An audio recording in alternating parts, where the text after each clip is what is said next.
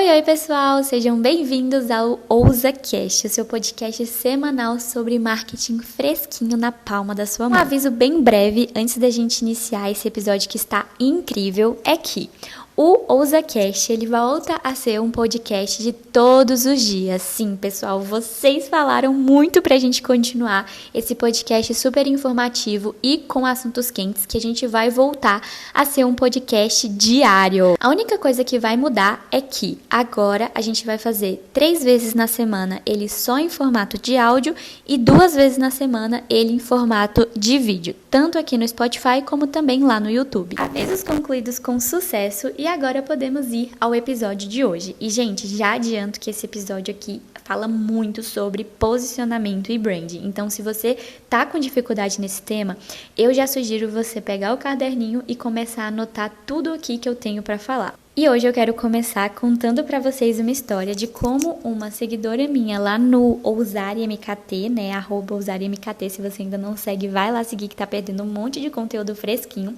Como uma seguidora lá do meu Instagram me mostrou com apenas um comentário que o meu branding e o meu posicionamento, eles estavam funcionando do jeito exatamente que eu queria e também do jeito certo de um posicionamento de uma marca funcionar. Então vamos lá, o que essa seguidora, ela comentou de tão importante a ponto de me comprovar isso? Um dia, lá nos meus stories, eu estava fazendo uma aulinha sobre posicionamento, onde eu basicamente explico, né, para as pessoas o que é o posicionamento.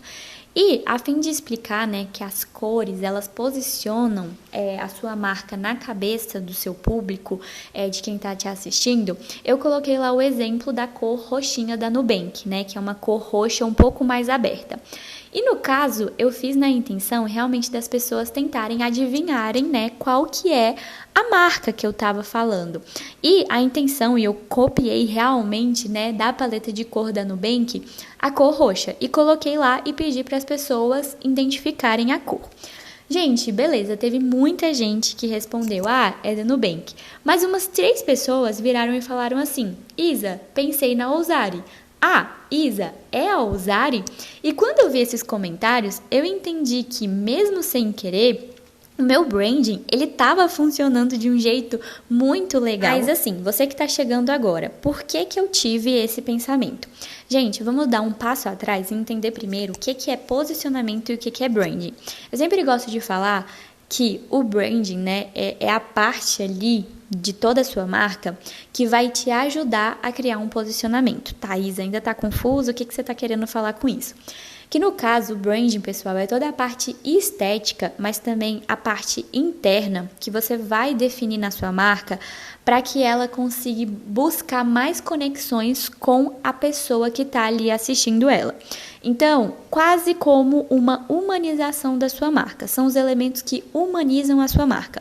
Se você põe uma cor da sua marca, é porque você está querendo criar ali um vínculo com aquela pessoa, ou porque ela também gosta da cor, ou porque aquela cor passa uma sensação para aquela pessoa. Esses elementos que você cria de branding, que podem ser estéticos, ou seja, visuais, como as cores, como as fontes, mas também podem ser, enfim, áudios, podem ser músicas, como pam pam pam pam pam, de quem que você lembra? Obviamente do McDonald's, que não é um elemento visual, é um elemento que vai ali no sentido da audição e que mesmo assim posiciona a marca na sua cabeça. Então o branding, vocês conseguem entender que é muito mais do que a estética visual, é também algo que posiciona a sua marca de todos os sentidos, em todos os sentidos no seu público-alvo. Pode ser também, tá, pessoal, como se fosse uma ideia.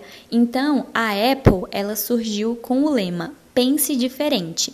O pensar diferente é uma ideia, não é visual, não é auditivo, não é tátil, é simplesmente algo abstrato que a Apple cria internamente dentro da marca dela, que quando as pessoas veem esse lema e também agem conforme esse lema, elas vão se identificar com a Apple. Então, quando eu vou lá e crio algo inovador, com design minimalista, eu me lembro da Apple, por quê? Porque a Apple pegou esse lema, pegou essa ideia e incorporou dentro da sua marca. Isso é branding, né? Ele vai muito além do que apenas os 6 sentidos, né? Ele também é uma ideia, ele também é uma visão, também são os valores da sua marca, ok? E aí, com esses elementos bem definidos, a gente entra para a ideia de posicionamento. Então, quando a sua marca tem todos os elementos do branding bem definidos, a gente precisa não só ter eles guardados na gaveta, a gente não precisa ter só a logo lá.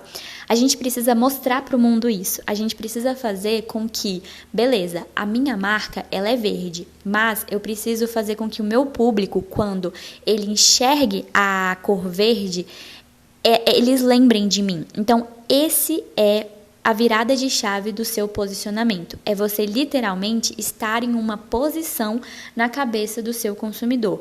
É assim que hoje as marcas elas ganham na competição, né? Não é por preço, não é por produto, não é por qualidade, e sim porque elas estão bem posicionadas na cabeça dos seus consumidores. Então, pessoal, por isso que a minha audiência comentar em um stories todo roxinho falando lembrei de você, lembrei da sua marca e não do Nubank, fez tanto sentido na minha cabeça de mostrar realmente que eu estava me posicionando bem, porque é isso, esse é seu objetivo em criar um branding forte, em criar uma marca bem posicionada, é fazer com que a sua audiência, ela veja alguma coisa que você está usando no seu branding e lembre da sua marca intencionalmente, é você deixar ali uma semente no subconsciente do seu público e faça com que ele lembre da sua marca. E para finalizar, pessoal, eu quero plantar uma sementinha na cabeça de vocês, que é, de nada adianta você ter tudo isso construído se você não faz uma coisa todos os dias, que é a repetição.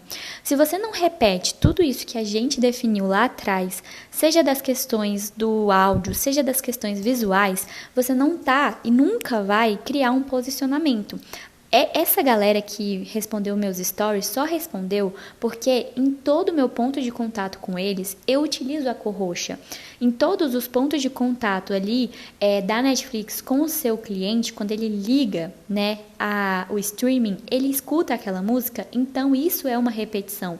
Isso é você fazer a ação várias vezes para que aquele estímulo ele entre na cabeça do seu consumidor. Bom, pessoal, e a reflexão que eu trago para vocês nesse finalzinho de podcast é: quantas vezes o McDonald's precisou mostrar a cor amarela e vermelho para o seu público para que eles começassem a relacionar essas cores com a marca?